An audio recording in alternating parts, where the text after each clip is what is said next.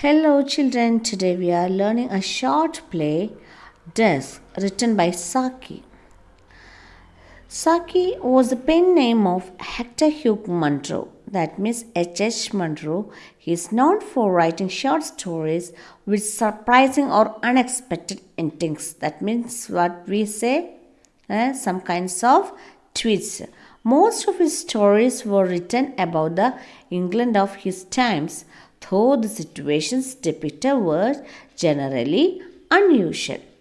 So let's go for the play and let us see who are the characters of the play.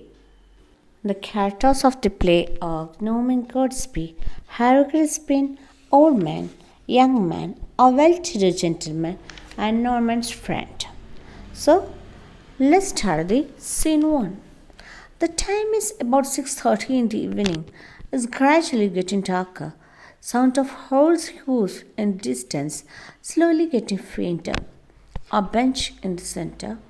Norman Gortsby, his friend Harry Crispin, and an old man sitting on the bench.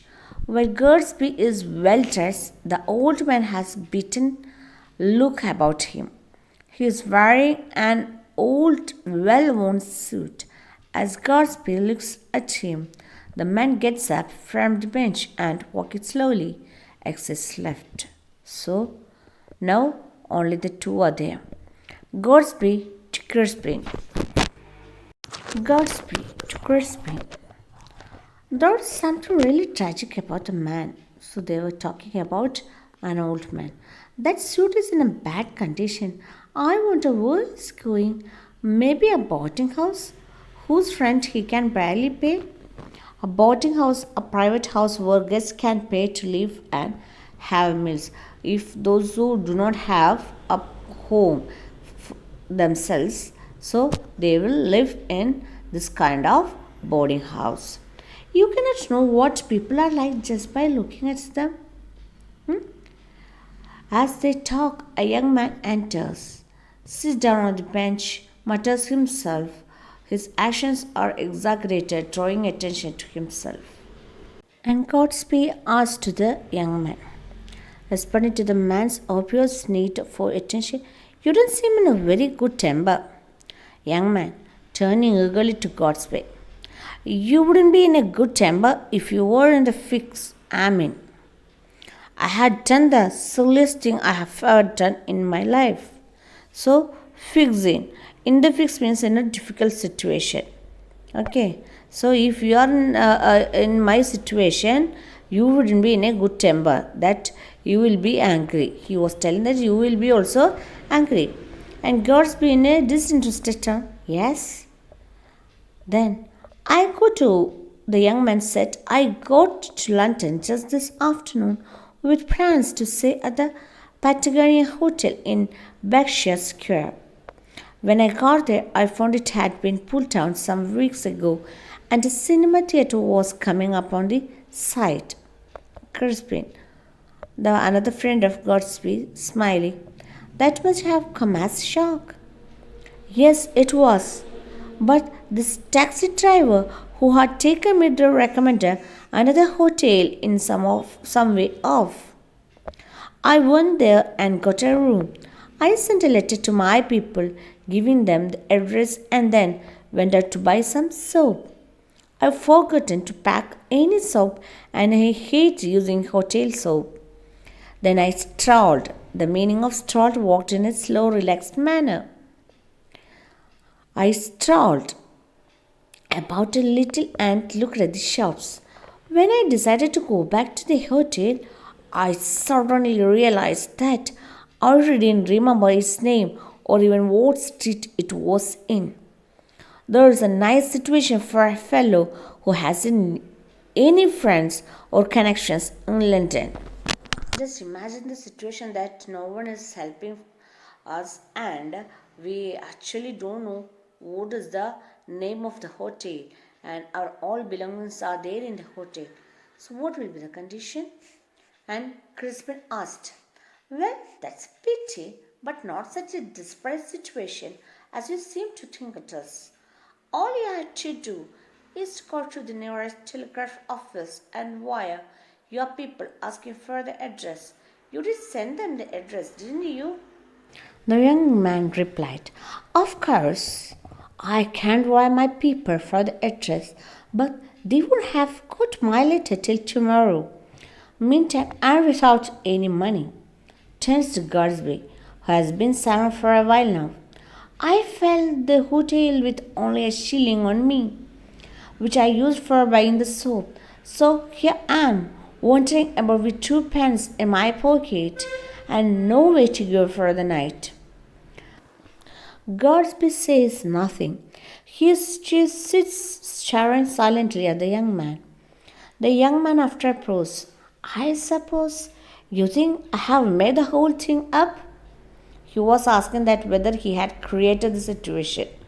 And Crispin, still with the hint of a smile, No, not necessarily. I remember doing exactly the same thing once in a foreign city. There were two of us, which made forgetting the name of our hotel even more remarkable. Luckily, we remember that it was on a sort of canal. When we got to the canal, we were able to find our way back to the hotel. Remember that, no man?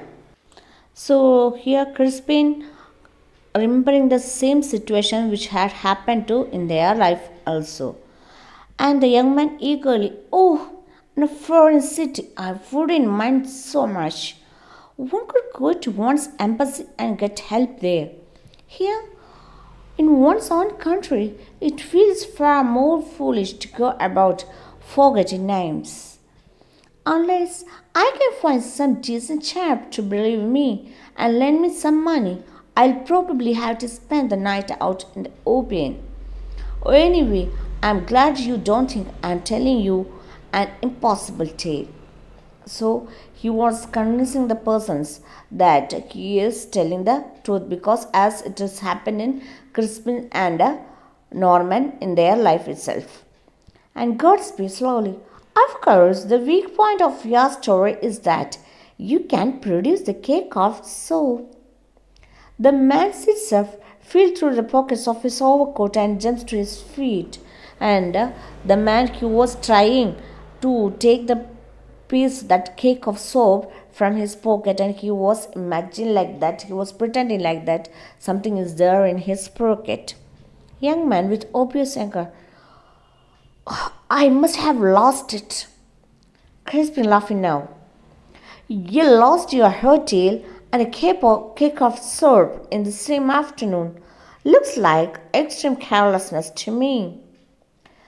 The man looks away and then, adopting a confident posture, walked off right. So he was irritatingly going from there. Crispin is still laughing. Gortsby is more restrained and smiling softly. Such a pity, Gortsby said. Going out to get his own soap was the only true sounding part of the whole story. But he didn't realize how that could become a problem. If only he had forethought to get himself a cake of soap, we would have believed him. You can be a successful conman unless you pay attention to details. See, conman means a person who tricks people into giving him money. Right? Crispin said, It was just his bad luck to have come to us rather than anyone else. Anyway, let us leave. We had to meet Tori for dinner by 8. They stand up to leave, but Crispin's attention is caught by something on the ground. It is a small oval packet. Crispin, bending to pick up the packet, What is this? Oh, this must be the cake of soap that the young man was talking about. It must have fallen out of his pocket when he sat down. We must find him. And they exit very hurriedly. So they realized that the story told by the young man was true. Scene 2. Part leading away from the park, Gortsby and Crispin walking quickly, looking out for the young man. They see him in the distance walking by the canal. Crispin calls out, Hey you, man who lost his hotel. The young man turns around, throws an angry look at them. They walk up to him. Gortsby, holding out the cake of soap. The proof of your story has turned up.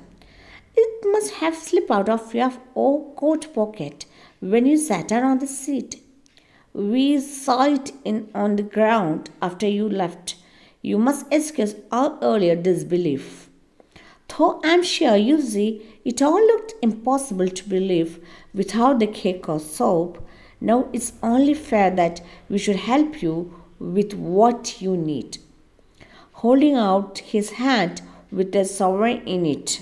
Sovereign, an old British gold coin. If the loan of a sovereign is any good to you. The young man puts his hand out and takes the coin.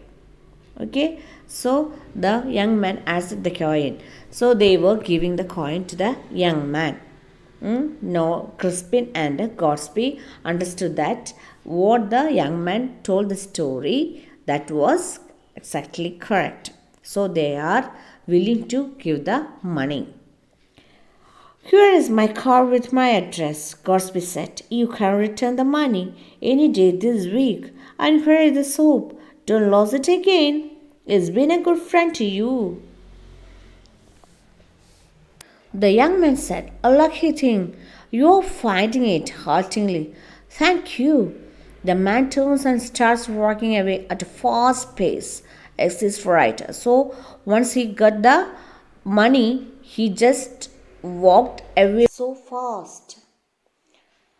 Gortsby, as the two friends walked back the way they had come. Poor boy, he almost broke down. It must have been such a relief to find a way out of his problem. It's a lesson to us not to be too clever in judging people by circumstances. Okay, so don't believe or don't judge the people, what they were telling and all. Sometimes it may be correct. So here comes the twist. Scene 3. Gortsby and Crispin are passing by the bench they were sitting on earlier. They see the old man who had been sitting there earlier looking for something on the ground. Gortsby curiously, have you lost anything, sir? The old man, still bending over the grass, muttering to himself. Funny thing, how easily these things just disappear. Now where could it be? Gortsby again but louder. Have you lost anything, sir? The old man turning around, looking worried. Oh, nothing much, young man. Just a cake of soap. It must have slipped out of my pocket when I got up. You haven't seen it, have you? So that was the really funny end of this short story, short drama. And actually, the cake of soap belongs to the old man. So, whatever the arguments depicted by the young man was totally wrong or lie. And here, the common factor was the cake of soap. So, the summary of the story Dusk is about Thomas Gortsby, who is cheated by a young man about needing money. Initially, Gortsby is suspicious, but he later finds a bar of soap on the ground, which confirms the young man's story. His guilt from being judgmental drives him to seek out of the young man. So, really, the cake of soap belongs to the old man, but the convincing story by the young man made them foolish. So, that was end of the lesson.